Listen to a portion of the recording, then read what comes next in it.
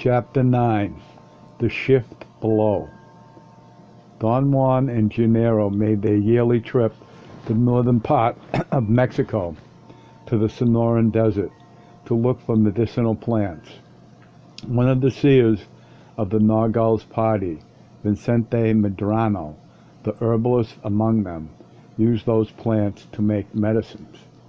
I had joined Don Juan and Gennaro in Sonora at the last stage of their journey, just in time to drive them south back to their home.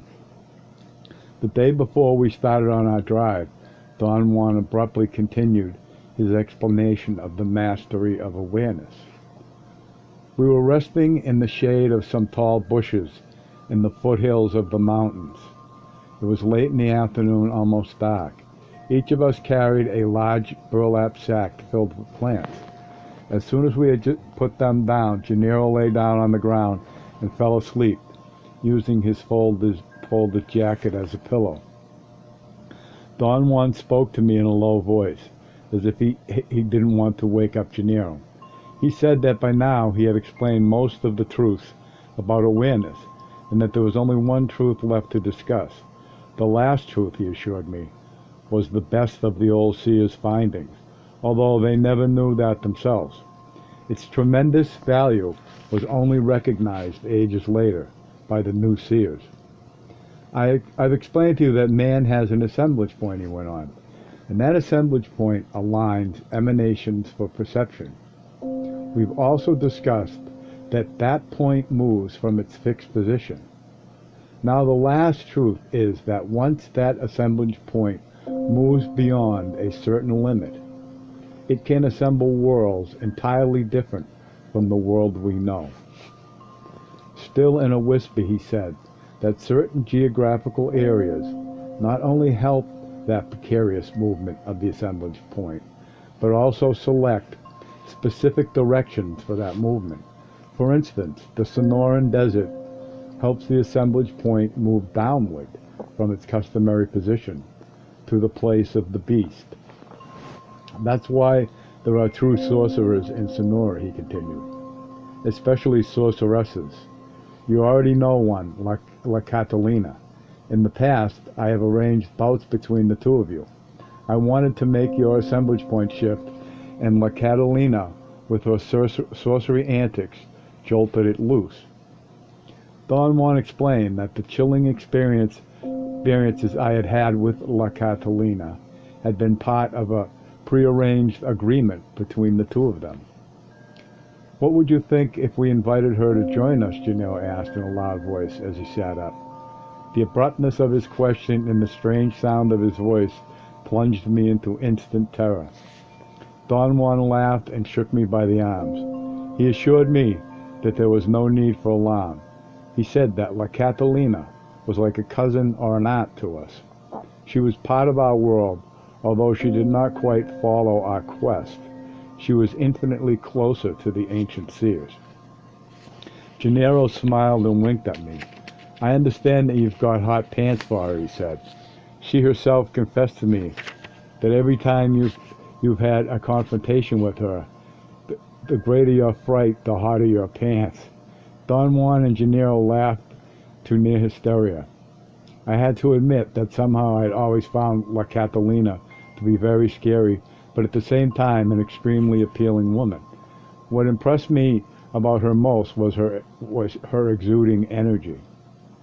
She has so much energy saved, Don Juan commented, that you didn't have to be in heightened awareness for her to move your assemblage point all the way to the depths of the left side. Don Juan said again that La Catalina was very closely related to us, because she belonged to the Nagal Julian's party. He explained that usually the Nagal and all the members of his party leave the world together, but there are instances when they leave either in smaller groups or one by one. The Nagal Julian and his party were an example of the latter. Although he had left the world nearly 40 years ago, La Catalina was still here. He reminded me about something he mentioned to me before, that the Nagal Julian's party consisted of a group of 3 thoroughly inconsequential men and 8 superb women. Don Juan had always maintained that such a disparity was one of the reasons why the members of the Nargal Julian's party left the world one by one. He said that La Catalina had been attached to one of the superb woman seers of the Nargal Julian's party, who taught her extraordinary maneuvers to shift her assemblage point to the area below. That seer was one of the last to leave the world. She lived to an extremely old age, and since both she and La Catalina were originally from Sonora, they returned, in her advanced years, to the desert and lived together until the seer left the world. In the years they spent together, La Catalina became her most dedicated helper and discipline and disciple, a disciple who was willing to learn the extravagant ways the old seers knew to make the assemblage point shift. I asked Don Juan if La Catalina's knowledge was inherently different from his own. "We are exactly the same," he replied. "She's more like Silvio, Manuel, or Gennaro. She is really the female version of them. But of course, being a woman, she's infinitely more aggressive and dangerous than both of them." Gennaro assented with a nod of his head. "Infinitely more," he said, and winked again. "She's attached to your party?" I asked Don Juan. "I said that she's like a cousin or an aunt to us," he replied. "I meant that she belongs to the older generation. Although she's younger than all of us, she is the last of that group. She is rarely in contact with us. She doesn't quite like us. We are too stiff for her, because she's used to the Nargal Julian's touch. She prefers the high adventure of the unknown to the quest for freedom." "What is the difference between the two?" I asked Don Juan. "In the last part of my explanation of truths about awareness," he replied, "we are going to discuss that difference slowly and thoroughly. What's important for you to know at this moment is that you're jealously guarding weird secrets in your left side awareness. That is why La Catalina and you like each other." I insisted again that it was not that I liked her, it was rather that I admired her great strength. Don Juan and Gennaro laughed and patted me as if they knew I did not, something I did not.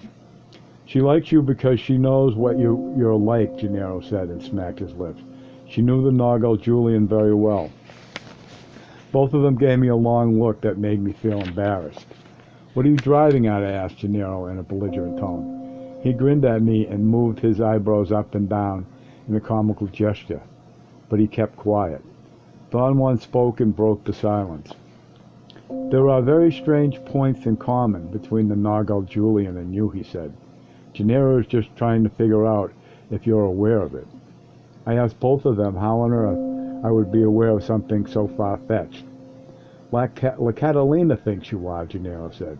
"She says so because she knew the Nargal Julian better than any of us here." I commented that I couldn't believe that she knew the Nargal Julian since he had left the world nearly 40 years ago. "La Catalina is no spring chicken," Gennaro said. "She just looks young, and that's part of her knowledge, just as it was part of the Nargal Julian's knowledge. You've seen her only when she looks young. If you see her when she looks old, she'll scare the living daylights out of you." "What La Catalina does," Don Juan interrupted, "can be explained only in terms of the three masteries. The masteries of awareness, the mastery of stalking, the mastery of intent. But today we are going to examine what she does only in light of the last truth about awareness, the truth that says the assemblage point can assemble worlds different from our own after it moves from its original position." Don Juan signaled me to get up. Gennaro also stood up. I automatically grabbed the burlap sack filled with medicinal plants. Gennaro stopped me as I was about to put it on my shoulders. "Leave the sack alone," he said, smiling. "We have to take a little hike up the hill and meet La Catalina." "Where is she?" I asked. "Up there," he said, pointing to the top of a small hill. "If you stare with your eyes half closed, you'll see her as a very dark spot against the green shrubbery." I strained to see the dark spot, but I couldn't see anything. "Why don't you walk up there?" Don Juan suggested to me. I felt dizzy and sick to my stomach. Don Juan urged me with a movement of his hand to go up there, but I didn't dare move. Finally, Gennaro took me by the arm, and both of us climbed toward the top of the hill. When we got there, I realized that Don Juan had come up right behind us. The three of us reached the top at the same time. Don Juan very calmly began to talk to Gennaro. He asked him if he remembered the many times the Nargal Julian was about to choke both of them to death because they indulged in their fears. Gennaro turned to me and assured me that the Nargal Julian had been a ruthless teacher. He and his own teacher, the Nargal Elias, who was still in the world then, used to push everyone's assemblage points beyond a crucial limit and let them fend for themselves. I once told you that the Nargal Julian recommended us not to waste our sexual energy, Gennaro went on. He meant that for the assemblage point to shift, one needs energy. If one doesn't have it, the Nargal's blow is not the blow of freedom, it's the blow of death. Without enough energy, Don Juan said, the force of alignment is crushing. You have to have energy to sustain the pressure of alignments, which never take place under ordinary circumstances. Gennaro said that the Nargal Julian was an inspiring teacher. He always found ways to teach and at that same time entertain himself. One of his favorite teaching devices was to catch them unaware once or twice in their normal awareness and make their assemblage point shift. From then on, all he had to do to have their undivided attention was to threaten them with an unexpected Nargal's blow. The Nargal Julian was really an unforgettable man, Don Juan said. He had a great touch with people. He would do the worst things in the world, but done by him, they were great. Done by anyone else, they would have been crude and callous. The Nargal Elias, on the other hand, had no touch, but he was indeed a great, great teacher. The Nargal Elias was very much like the Nargal Juan Mateus, Gennaro said. They got along very fine, and the Nargal Elias taught him everything without ever raising his voice or playing tricks on him. But the Nargal Julian was quite different, Gennaro went on, giving me a friendly shove. I'd say that he jealously guarded strange secrets in his left side, just like you. Wouldn't you say so? He asked Don Juan. Don Juan didn't answer, but he nodded affirmatively. He seemed to be holding back his laughter. He had a playful nature, Don Juan said, and both of them broke into great laughter. The fact that they were obviously alluding to something they knew made me feel even more threatened. Don Juan matter-of-factly said that they were referring to the bizarre sorcery techniques that the Nargal Julian had learned in the course of his life. Gennaro added that the Nargal Julian had a unique teacher besides the Nargal Elias, a teacher who had liked him immensely and had taught him novel and complex ways of moving his assemblage point.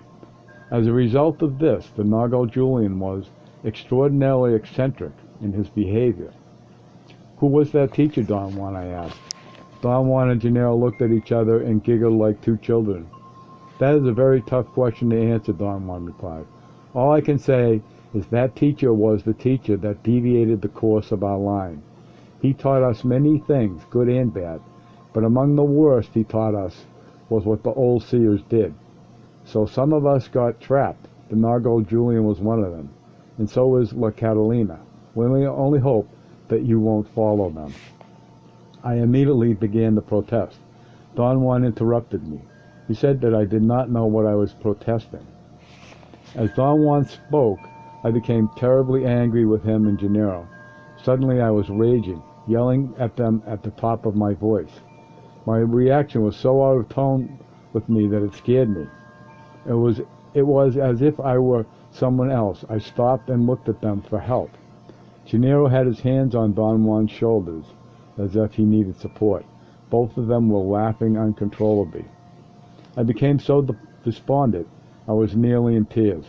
Don Juan came to my side. He reassuringly put his hand on my shoulder. He said that the Sonoran Desert for reasons incomprehensible to him, fostered definite belligerence in men or in any other organism. People may say that it's because the air is too dry here, he continued, or because it's too hot. Seers would say that there is a peculiar confluence of the eagle's emanations here, which, as I've already said, helps the assemblage point to shift below. But be that as it may, warriors are in the world to train themselves to be unbiased witnesses, so as to understand the mystery of ourselves and relish the exultation of finding what we really are. This is the highest of the new seer's goals, and not every warrior attains it. We believe that the Nagal Julian didn't attain it. He was waylaid, and so was La Catalina. He further said that to be a peerless Nagal, one has to love freedom, and one has to have supreme detachment. He explained that what makes the warrior's path so very dangerous is that it is the opposite of the life situation of modern man. He said that modern man has left the realm of the unknown and the mysterious and has settled down in the realm of the functional. He has turned his back to the world of foreboding and the exulting, and he has turned his back to the world of the foreboding and the exulting has welcomed the world of boredom. And exalting, welcome the world of boredom. To be given a chance to go back again to the mystery of the world, Don Juan continued, is sometimes too much for warriors, and they succumb. They are waylaid by what I've called the high adventure of the unknown. They forget the quest for freedom. They forget to be unbiased witnesses. They sink into the unknown and love it. And you think I'm like that, Don Juan, don't you? I asked. We don't think, we know, Gennaro replied, and La Catalina knows better than anyone else. What would she know? Why would she know it? Because she likes you, Don Juan Gennaro replied, pronouncing his words in a comical intonation. I was about to get in a heated argument again when Don Juan interrupted me. There's no need to get so worked up, he said to me. You are what you are. The fight for freedom is harder for some. You are one of them. In order to be unbiased and to be an unbiased witness, as he went on, we begin by understanding that the fixation or the movement of the assemblage point is all there is to us in the world we witness, whatever the world might be. The new seers say that when we were taught to talk to ourselves, we were taught the means to dull ourselves in order to keep the assemblage point fixed on one spot. Gennaro clapped his hands noisily and let out a piercing whistle that imitated the whistle of a football coach. Let's get that assemblage point moving, he yelled. Up, up, up, move, move, move. We were all still laughing when the bushes by my right side were suddenly stirred. Don Juan and Gennaro immediately sat down, with the left leg tucked under the seat. The right leg, with the knee up, was like a shield in front of them. Don Juan signaled me to do the same. He raised his brows and made a gesture of resignation at the corner of his mouth. Sorcerers have their own quirks, he said in a whisper. When the assemblage point moves to the region below its normal position, the vision of sorcerers becomes limited. If they see you standing, they'll attack you. The Nagal Julian kept me once for 2 days in this warrior's position, Gennaro whispered to me. I even had to urinate while I sat in this position. And defecate, Don Juan added. Right, Gennaro said. And then he whispered to me, as if on a second thought, I hope you did your caca earlier. If your bowels aren't empty, when La Catalina shows up, you'll shit in your pants. Unless I show you how to take them off. If you have to shit in this position, you've got to get your pants off. He began to show me how to maneuver out of my trousers. He did it in the most serious and concerned manner. All my concentration was focused on his movements. It was only when I had gotten out of my pants that I became aware that Don Juan was roaring with laughter. I realized that Gennaro was again poking fun at me. I was about to stand up to put on my pants when Don Juan stopped me. He was laughing so hard that he could hardly articulate his words. He told me to stay put, that Gennaro did things only half in fun. and that La Catalina was really behind the bushes. His tone, his tone of urgency in the midst of laughter got to me. I froze on the spot. A moment later, a rustle in the bushes sent me into such a panic that I forgot about my pants. I looked at Gennaro. He was again wearing his pants. He shrugged his shoulders. "I'm sorry," he whispered. "I didn't have time to show you how to put them back on without getting up. I didn't have time to get angry or to join them in their mirth." Suddenly, right in front of me, the bushes separated, and a most horrendous creature came out. It was so outlandish, I was no longer afraid. I was spellbound. Whatever was in front of me was not a human being. It was something not even remotely resembling one. It was more like a reptile, or a bulky, grotesque insect, or even a hairy, ultimately repulsive bird. Its body was dark and had coarse reddish hair. I could not see any legs, just the ugly, enormous head. The nose was flat, and the nostrils were two enormous lateral holes. It had something like a beak with teeth. Horrifying as that thing was, its eyes were magnificent. They were like two mesmeric pools of inconceivable clarity. They had knowledge. They were not human eyes or bird eyes or any kind of eyes I had ever seen. The creature moved to my left, rustling the bushes. As I moved my head to follow it, I noticed that Don Juan and Gennaro seemed to be as spellbound by its presence as I was. It occurred to me that they had never seen anything like that either. In an instant, the creature had moved completely out of sight, but a moment later there was a growl, and its gigantic shape again loomed in front of us. I was fascinated, and at the same time worried by the fact that I was not in the least afraid of that grotesque creature. It was as if my early panic had been experienced by someone else. I felt at one moment that I was beginning to stand up. Against my volition, my legs straightened up, and I found myself standing up, facing the creature. I vaguely felt that I was taking off my jacket, my shirt, and my shoes. Then I was naked. The muscles of my legs tensed with a tremendous, powerful contraction. I jumped up and down with colossal agility, and then the creature and I raced toward some ineffable greenness in the distance. The creature raced ahead of me, coiling on itself like a serpent, but then I caught up with it. As we speeded together, I became aware of something I already knew. The creature was really La Catalina. All of a sudden, La Catalina, in the flesh, was next to me. We moved effortlessly. It was as if we were stationary, only posed in a bodily gesture of movement and speed, while the scenery around us was being moved, giving the impression of enormous acceleration. Our racing stopped as suddenly as it had started, and then I was alone with La Catalina in a different world. There was not a single recognizable feature in it. There was an intense glare and heat coming from what seemed to be the ground, a ground covered with huge rocks, or at least they seemed to be rocks. They had the color of sandstone, but they had no weight. They were like chunks of sponge tissue. I could send them hurling around by only leaning on them. I became so fascinated by my strength that I was oblivious to anything else. I had assessed in whatever way that the chunks of seemingly weightless material opposed resistance to me. It was my superior strength that sent them hurling around.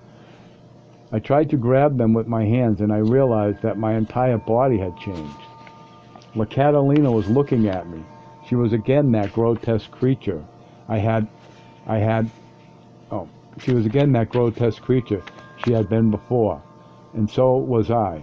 I could not see myself, but I knew that both of us were exactly alike. An indescribable joy possessed me, as if joy were some force that came from outside me. La Catalina and I cavorted and twisted and played until I had no more thoughts, or feelings, or human awareness in any degree. Yet I was definitely aware. My awareness was a vague knowledge that gave me confidence. It was a limitless trust, a physical certainty of my existence, not in the sense of a human feeling of individuality, but in the sense of a presence that was everything. Then everything again, then everything came again into human focus all at once. La Catalina was holding my hand. We were walking on the desert floor among the desert shrubs. I had the immediate and painful realization that the desert rocks and hard clumps of dirt were horribly injurious to my bare feet. We came to a spot clear of vegetation. Don Juan and Gennaro were there. I sat down and put on my clothes. My experience with La Catalina delayed our trip back south to Mexico. It had unhinged me in some indescribable way. In my normal state of awareness, I had become disassociated. It was as if I had lost a point of reference. I had become despondent. I told Don Juan that I had even lost my desire to live. We were sitting around in the ramada of Don Juan's house. My car was loaded with sacks, and we were ready to leave. But my feelings of despair got the best of me, and I began to weep. Don Juan and Gennaro laughed until their eyes were tearing. The more desperate I felt, the greater was their enjoyment. Finally, Don Juan made me shift into heightened awareness and explained that their laughter was not unkindness on their part or the result of a weird sense of humor, but the genuine expression of happiness at seeing me advance in the path of knowledge. I'll tell you what the Nagal Julian used to say to us when we got to where you are, Don Juan went on. That way you'll know you are not alone. What's happening to you happens to anyone who stores enough energy to catch a glimpse of the unknown. He said that the Nagal Julian used to tell them that they had been evicted from the homes where they had lived all their lives. A result of having saved energy had been the disruption of their cozy but utterly limiting and boring nest in the world of everyday life. Their depression, the Nagal Julian told them, was not so much the sadness of having lost their nest, but the annoyance of having to look for new quarters. The new quarters, Don Juan went on, are not as cozy, but they are infinitely more roomy. Your eviction notice came in the form of a Great Depression, a loss of the desire to live, just as if it happened to us.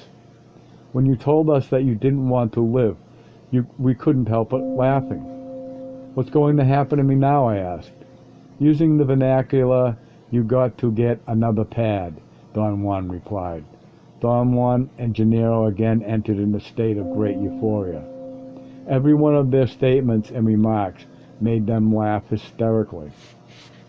It's all very simple, Don Juan said. Your new level of energy will create a new spot to house your assemblage point. And the warrior's dialogue you carry on with us every time we get together will solidify that new position. Gennaro adopted a serious look, and in a booming voice he asked me, "Did you shit today?" He urged me with a movement of his head to answer. "Did you? Did you?" he demanded. "Let's get going with our warrior's dialogue." When their laughter had subsided, Gennaro said that I had to be aware of a drawback. That fact that from time to time the assemblage point returns to its original position. He told me that in his case, the normal position of his assemblage point had forced him to see people as threatening and often terrifying beings. To his utter amazement one day, he realized that he had changed. He was considerably more daring and had successfully dealt with a situation that would have ordinarily thrown him into chaos and fear. I found myself making love, Gennaro continued, and he winked at me. Usually I was afraid to death of women, but one day I found myself in bed with a most ferocious woman. It was so unlike me that when I realized what I was doing, I nearly had a heart attack. The jolt made my assemblage point return to its miserable normal position, and I had to run out of the house, shaking like a scared rabbit. You'd better watch out for the recoil of those assemblage points, Gennaro added, and they were laughing again. The position of the assemblage point on man's cocoon, Don Juan explained, is maintained by the internal dialogue, and because of that, it is a flimsy position at best. That's why men and women lose their minds so easily, especially when with those whose internal dialogue is repetitious, boring, and without any depth. The new seers say that the more resilient human beings are those whose internal dialogues are more fluid and varied. He said that the position of the warrior's assemblage point is infinitely stronger, because as soon as the assemblage point begins to move in the cocoon, it creates a dimple in the luminosity, a dimple that houses the assemblage point from then on. That's the reason why we can't say that warriors lose their minds, Don Juan went on. If they lose anything, they lose their dimple. Don Juan and Gennaro found that statement so hilarious that they rolled on the floor laughing.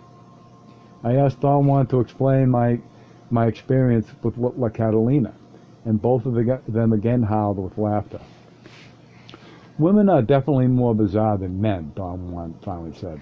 The fact that they have an extra opening between their legs makes them fall prey to strange influences. Strange, powerful forces possess them through that opening. That's the only way I can understand their quirks. He kept silent for a while, and I asked him what he meant by that. La Catalina came to us as a giant worm, he replied. Don Juan's expression when he said that, and Gennaro's explosion of laughter, took me into sheer mirth. I laughed until I was nearly sick. Don Juan said that La Catalina's skill was so extraordinary that she could do anything she wanted in the realm of the beast. Her unparalleled display had been motivated by her affinity with me. The final result of all that, he said, was that La Catalina pulled my assemblage point with her. What did you two do as worms? Gennaro asked and slapped me on the back. Don Juan seemed to be close to choking with laughter. That's why I've said that women are more bizarre than men, he commented at last. I don't agree with you, Gennaro said to Don Juan. The Nargal Julian didn't have an extra hole between his legs, and he was more weird than La Catalina. I believe she learned the worm bit from him. He used to do that to her. Don Juan jumped up and down like a child who was trying to keep from wetting his pants. When he had regained a measure of calm, Don Juan said that the Nargal Julian had a knack for creating and exploiting the most bizarre situations. He also said that La Catalina had given me a superb example of the shift below. She had let me see her as the being whose form she had adopted by moving her assemblage point, and she had then helped me move mine to the same position that gave her monstrous appearance. The other teacher that the Nargal Julian had, Don Juan, taught him how to get to specific spots in that immensity of the area below. None of us could follow him there, but all of the members of his party did, especially La Catalina and the woman seer who taught her. Don Juan further said that a shift below entailed a view, not of another world proper, but of our same world of everyday life, seen from a different perspective. He added that in order for me to see another world, I had to perceive another great band of the eagle's emanations. He then brought his explanation to an end. He said that he had no time to elaborate on the subject of the great bands of emanations, because we had to be on our way. I wanted to stay a bit longer and keep on talking, but he argued that he would need a good deal of time to explain that topic, and I would need fresh concentration.